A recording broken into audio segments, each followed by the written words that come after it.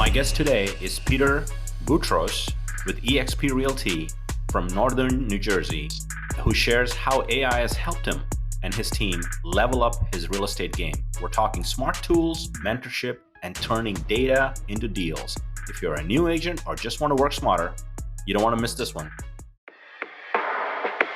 Are you a real estate agent eager to unlock the power of AI to boost your productivity and scale your business? Then you're in the right place. Welcome to Real Estate AI Flash, the weekly podcast that takes AI from a buzzword to a business tool, making it approachable and actionable for agents like you.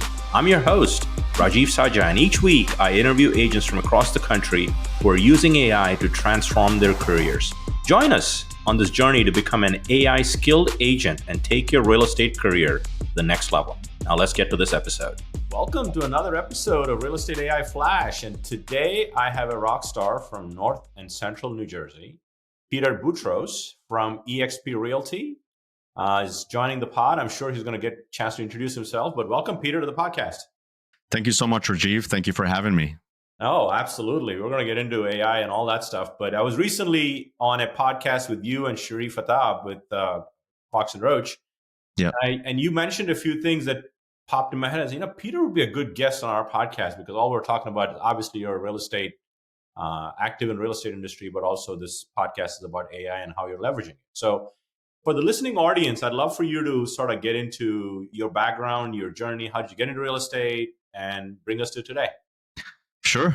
Awesome. So I immigrated to this country from Egypt when I was 13. And, I got into school, just like a lot of immigrant parents, when you come in from another country, especially when you know that the only way to be successful is either to be an engineer or a doctor. Oh, yeah. That was, I'm sure you can relate, right? They wanted me to be an engineer, or a doctor. So I chose the engineering route. I went to school for mechanical engineering, and I went to NJIT in Newark, New Jersey to study mechanical engineering. And after that, when I graduated in about 2012, the job market was really tough. So it took me about a year to get a job, and it was all the way in Chicago. Then I was there for a little bit, and then came back to New York City because I got offered a government position to work for the school construction authority as an HVAC estimator. And I did that for about, I would say, almost 9 years. And I had a very long commute, an hour and a half commute each way from where I live to get to the job that I was at. And I was just trying to get informed with anything that fills my brain. I felt like there's got to be something more to life than just working at a desk job. And I just didn't see, that I can advance myself the way that I wanted to, where I'm at. So I started listening to podcasts. Bigger Pockets was one of them that piqued my interest into real estate investing. So I started going to their meetups. My wife was a property manager. She was managing 200 plus apartments for a firm. And while I was listening to those podcasts, one day she was like, hey, her job wanted her to get her real estate license in order for her to continue to have the position she was having. So I was like, you know what, let me just go ahead and take the class with you for fun. Maybe I'll learn a thing or two about real estate investing. And took the class, got my license, and I was like, okay, here we are. Let me see what I can do. I was always a very competitive person. I was like, okay, so let me see if I can get some money aside from real estate to help me with my real estate investing. My first year as a dual career agent, I closed about 10 deals while having both jobs. Then after that, it was 18 deals. Then I was like 28 deals. I'm like, oh, there's something here. Like maybe I can replace my current job with real estate because I really liked it. And that's how it kind of transitioned. I got my license end of 2017. And then, worked as a dual career agent up till about 2020 during COVID. And then when a lot of the offices shut down, we were working from home a little bit. I was like, this is really my chance to see if I can provide my family with the income that we need to me go all in full time. And that's what happened, man. Like 2020 was the year that I, made it big, and I just didn't go back, and I just been full-time real estate since then. Yeah, that's crazy. So 2020 was the perfect storm, right? With COVID, yeah. Right? I mean, and the real estate market was like super hot, interest rates super low. Yep. And great year to kind of get a start and kind of get a really big goal, right? So, in terms of your team, I mean, you're obviously the CEO of stunningnjhomes.com. Mhm. What does your team look like? Yeah, so right now we have about 19 agents, fully licensed real estate agents. We have 5 VAs, virtual assistants, and one in-house administrative assistant. Nice. And 2024 close production for your entire team? Yeah, we did roughly about 84 transactions in 2024. Nice, nice. Yeah, You're in an area where the average sale price is what? yeah, I would say 525. Okay, that's Yeah. outside of the edge cases. That's pretty normal price range for our area. So that's great. So and 2022 ChatGPT launched, hmm late 2022. So what was your first light bulb moment saying this is going to be pretty transformative in terms of technology? Oh man, like in the beginning, I was like, what is this thing, right? Like, I was like, let me start playing around with it, asking it questions. So I was utilizing it a lot for, and just like a lot of real estate agents. So let me see if I can do listing descriptions with it. And it was very tricky because, it had some like wonky words in there and we couldn't really use. So I started learning a little by little that we have to give it specific prompts, like you were mentioning the other day, and utilizing it a lot for social media, building out tasks. Like I found a way to like, okay, let me come up with tasks and topics to talk to my team or teach my team about. So that's how it started. And then I'm still learning it. Like there's so many things because they keep coming up with new different AIs for specific things that I just can't keep track of or keep up with. But that's what I mainly used it for, researching like best prices for homes in specific areas, market updates. It does a lot of research for that. So like anything I can think of, I would go to ChatGPT first and then come back. And what I've been using a lot recently too is like before I go and buy a book or listen to an audiobook, I'll go there and like, hey, give me a quick summary and actual steps from this book that I want to go ahead and see if it's going to pique my interest enough to actually go ahead and listen to the full audiobook. Yeah. No, there's so many use cases, right? We could dig into some things that you're using, and AI and if you're listening to this pod with Peter, you know that the goal of this podcast has always been make AI approachable and actionable for real estate agents and overcome the overwhelm. Like you can start the journey small, and we'll get into it. So, so what are some use cases that you started using it for, and now it's integrated into your team's culture of how we leverage AI and when we leverage AI? Let's talk about that. Yeah. So one thing that's very helpful too that I found is we can upload an Excel sheet, for example. So we're able to download comms from the MLS, and then we send it over to ChatGPT and we say, hey, give me a quick idea. What is the average home selling for? What is if a buyer wanted to put an offer on something in this specific area, how much above asking price should they go above, or should they not go above asking price? So just by the comps, like it will give me specific recommendations, and I'll put it in an Excel sheet. I can tell it, hey, give me stats, give me percentages, days on the market, charts on when the best time to buy a house, sell a house, all these things. So it does a lot of analytical data that I don't have to calculate myself anymore, just by uploading a spreadsheet, which I thought that was very powerful. Oh yeah, I mean, one of the things that AI excels at is data, processing volumes of data. And I talk about, there are four things you want to kind of see where AI fits in. One is like repetitive tasks, things that you do over and over again. Time consuming tasks. If it's something takes you 5 minutes, but you do it 10 times a week, it's probably not worth automating. Yeah. But if something takes you like 3 hours to do in a week, probably look at that, right? And the third one is data heavy stuff, like to your point. So in that case, have you sort of just had a chat going with that data, or have you built a custom GPT or something like that for it? No, it was just on as we need it basis. So it's easy just to download the file off the MLS and just send it over to chat and say, hey, analyze this data for me, make it digestible for a consumer to understand, and also helps me with putting out content for social media. So that's what we've been using it out a lot, and especially for social media, like coming up with topics, that's been very helpful. Like, hey, I don't know what I'm going to do a content video on today. And I'm like, hey, what are the trending topics that people are searching for? and ChatGPT would come up with the topics, it would come up with the scripts and the hooks and the closing and the CTA and everything, call to actions, everything. So that's been very helpful. Yeah, no. So one of the things that I think that'll really probably take your use of that to the next level, especially with market analysis, and if you download this data every month, the output is pretty consistent what you're asking from the data, the insights. So you could simply refresh the file and just say, give me the insights for February, and it'll just spit out exactly the format you want. And it'll get you much closer to the finish line so you're ready for a tush push. Yeah. No, that's a great idea. Yeah. So the other thing that I thought was very interesting, I've been using, and you have the paid version of ChatGPT, is that right? Yes. Right. So in that, deep research is an option, right? In the prompting.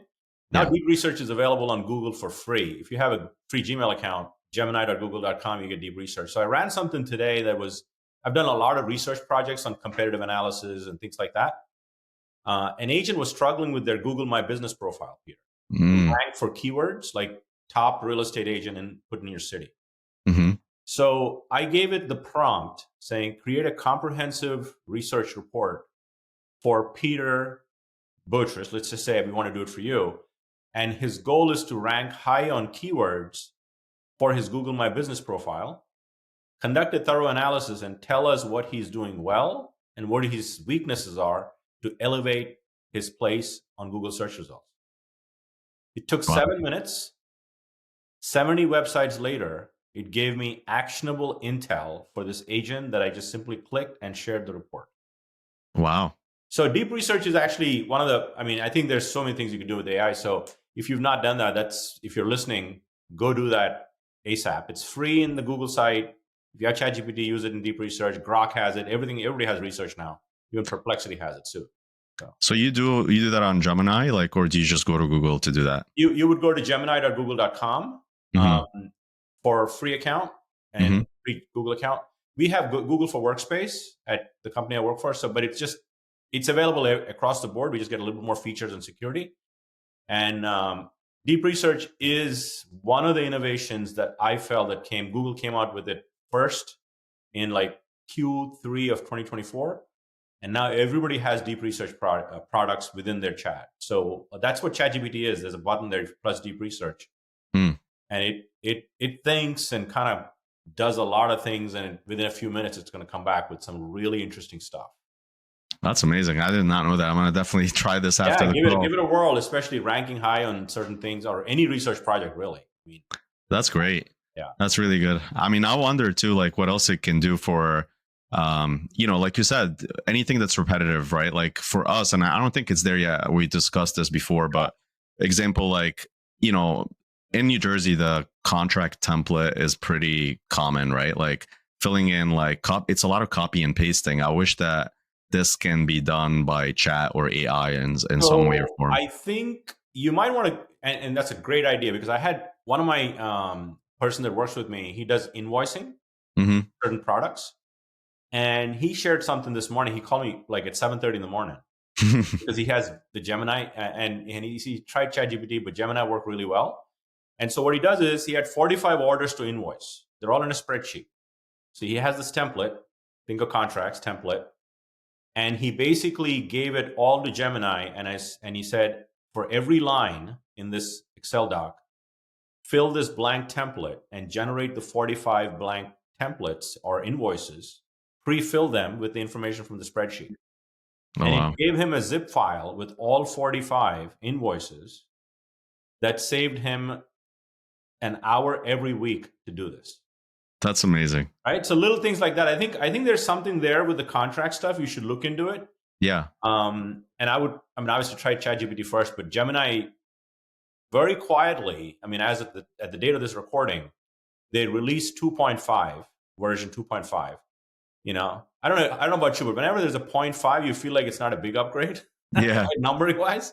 Exactly. But they just killed it. They're ranking number one as of this moment in all, benchmarks that they do. But that might not last long with all these people racing to the end, That's amazing. So that's great use cases. What else are you using? And you have obviously a team of 19. Are you doing anything with the team itself besides personal productivity? As far as AI itself, Yeah. So a lot of time, we have a weekly meeting every single week on Tuesdays. I like to obviously train them on something new. So I find it very it takes a lot of time to put a presentation together. So I use it a lot to help me create presentations, and I'll give it topics, and I'm like, hey, give me 3 or 5 points on each topic that I can present it on, and it'll create the presentation, and it makes it, and it's done in like less than 10 minutes versus it taking me like an hour plus to do. So Yeah. that's very helpful. And what are you using for that specifically? What tool?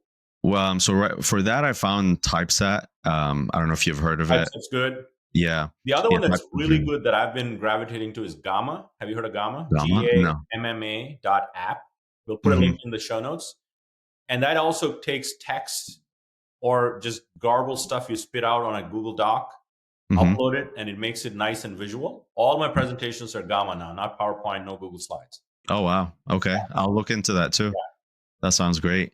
And obviously, like there's a few websites for video editing that's been very helpful too. Yeah. That we were like a lot. I mean, Riverside, where we're recording this, like has a great AI built in Yes. that will take clips out of this podcast and then we'll put it out for short form content.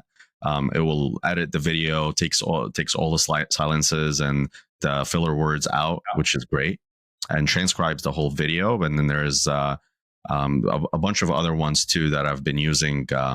I forgot which one of them was the one I used recently, but now that I have a VA doing it, I haven't been going out there that I much. use Opus too to take long Opus, form right? to short form. Yes. And I mean, if you think about the stack that we just talked about, one base skilled large language model, ChatGPT or Gemini, it's like $20 a month, right? And then the next one up is if you want to add a presentation style like a Typeset or a Gamma, that's a few dollars a month, depending on how many presentations you're doing. And then if you had a video editing type of stuff like Opus, a few dollars a month. I mean, at like 50 to 70 bucks a month, you're like multiplying your effort astronomically, if you know how to use these tools, right? And the best thing too is that you don't even have to be involved in it. Like once you do it once or twice, like you can even have, if you have a VA or an admin, like they already know what your workflow is. Like they can just do it for you at that point. Because I think, and this is what I really like about ChatGPT, that once you start giving it a few commands and like it's consistent, it knows what you do, and it automatically will provide content based on your industry or whatever. Like you don't have to teach it every time once you're logged into it, which I really like. Yeah, the two things that I'll share something that they just launched with this week with this Gemini 2.5, and a ChatGPT did a lot of things well, but it was very AI-ish for images, right? Not really the high top of that. I always said DALL-E sucked at images, Mhm. but they greatly enhanced the image model, and it is really competing with Google as well as Midjourney. So I did something that you might like, infographics, right? Yeah, Visual way of describing things. sure, And I simply gave it a text prompt, and I'll send you the graphic after this, Peter. sure. Simply said, 5 reasons you hire, I just picked out some basic information. 5 reasons you hire a real estate professional, Hmm. contracts, negotiations, whatever. Just text. And it gave me an infographic Really? automatically. Wow. Yeah. So there's some really cool stuff you could do now with GPT's image model. I think they're leveling up now a little bit. Yeah. And yeah, so there's I think we've not seen enough innovation in the image creation stuff. I think that's going to be more and more coming out. And I love the group that you have on Instagram too. Like I just saw today you posted like you can take a regular photo and have Chat GPT. Yeah. Yeah, that's a good one. That's a good application for that same image model. Yeah, for sure. Yeah. That's great. That The, makes it the look other one nice. that I have learned a lot. I mean, you guys drive around a lot, right? In real estate, we're kind of moving around all the time. Hmm. The advanced voice mode in ChatGPT is the best just to talk to it.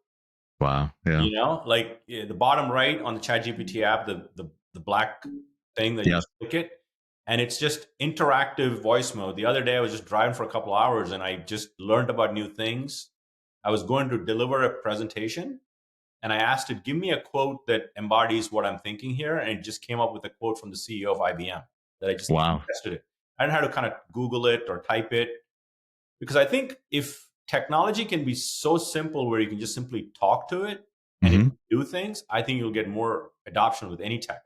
right? Absolutely. Right? Including CRMs. I mean, we struggle with follow-up bots. Yeah, they're really good, but imagine if you could just talk to stuff, it can happen.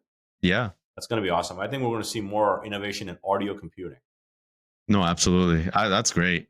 There was also another platform that I've been using because a lot of times when I'm on like going, I'm at the gym or driving, like I'm listening to a podcast.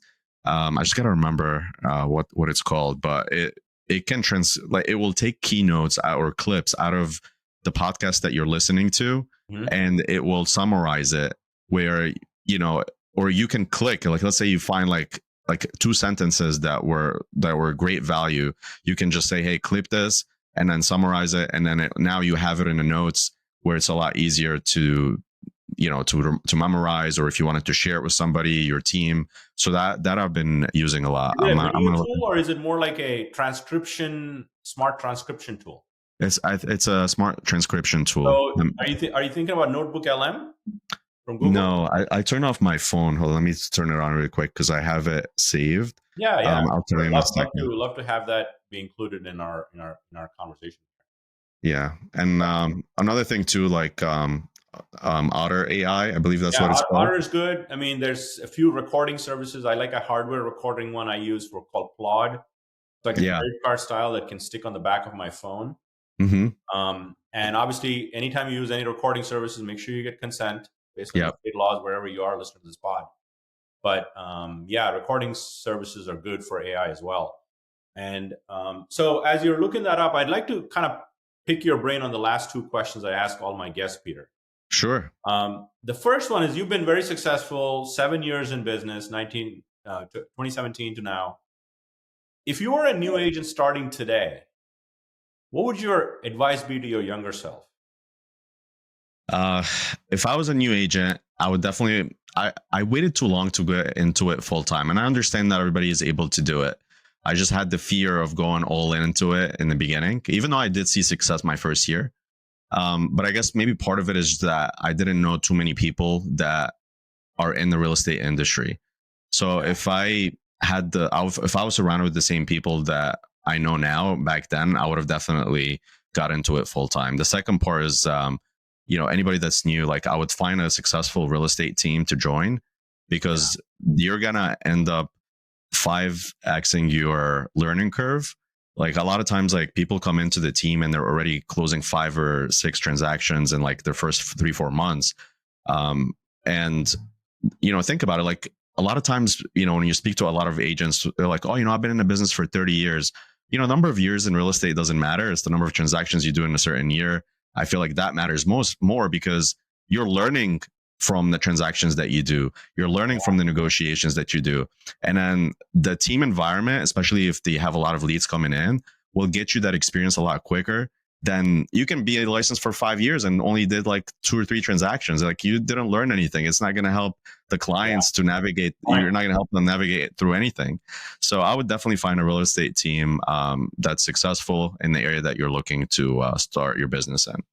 And even if you can't align yourself, you can probably align with somebody that can mentor you, that runs a real estate team in some capacity in the same office, things like that, that could actually fasten your learning curve to become a professional, right? Absolutely. Yeah. So the next question is, I don't know if you're a book or a podcast person, Peter. Are you a book or a podcast person? I go back and forth between both of them. So there are, like, if I have, but most of the time I would say podcast. Okay. I like to listen to a lot of podcasts because it's always new and something new that I like to learn. But every now and then, like if somebody recommends me a book, I'll most likely get the audiobook version of it. But I'll use ChatGPT to see if this is something that I like. Yeah, that's right. You said that earlier. So is there a book or a podcast that has greatly influenced the way you think and who you are today that we should read? Yeah, so I like The Game by Alex Hormozy a lot. Him and Lila Hormozy. Okay. So I've been listening a lot to that. And as far as books that I've recently listened to that I felt like really hit home for me was Extreme Ownership. And that was by, I believe... we'll put the link in the show notes. So everybody gets it. Extreme Ownership, that's by a Navy SEAL. That talks a lot about like how he was able to run his business, his squad and everything. So, and a lot of it is just like, making sure that you're taking ownership of things that you're supposed to be doing versus blaming other people of doing it. But obviously it goes further that deep than that. Sure. Definitely. We'll add these two things in the show notes, and all the tools that Peter mentioned. We're going to put links to them so you know where to find them. And Peter, this has been very valuable. I appreciate you taking some time and sharing with our listening audience. And if there's anything I could do for you, feel free to let me know. And I'm glad that through Sharif we connected. And and if at some point we can meet in the near future, that'd be awesome. And continued success. Absolutely. Thank you so much, Rajiv, for having me. And I'm also glad because I've been learning a lot from you and all the content that you're posting out there. I'm definitely going to be sharing it with my team. And I know you have a great podcast too. So I've been listening to pieces here and there of it, and it's been definitely very, very valuable. Thank you. Thank you for those words, and thank you for being on here today. Thank you so much. Take care. You made it to the end. Nice. My goal with this podcast is to elevate your AI skills every week. If you found value in the show, your goal is to follow, share with a fellow agent, subscribe to our YouTube channel, and leave us a review, as it helps us reach more agents like you.